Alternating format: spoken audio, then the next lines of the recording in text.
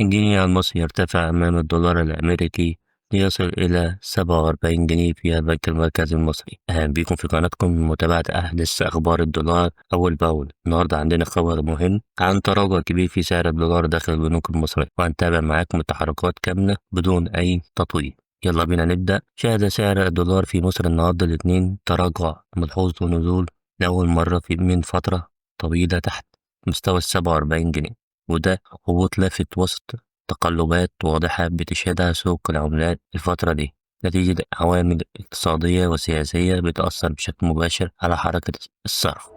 يلا بينا نبدأ.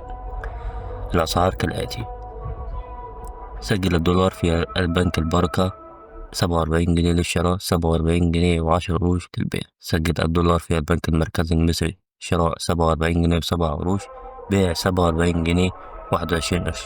سجل الدولار في البنك الأهلي المصري 47 جنيه وقرشين للشراء، بيع 47 جنيه و12 قرش. في بنك الإسكندرية سجل الدولار 47 جنيه و10 قروش للشراء، 47 جنيه للبيع. أتمنى يا رب أكون فدتكم. ما تنسوش تدعمونا بلايك وشاركوا في القناة عشان يوصلكم كل جديد. سلام.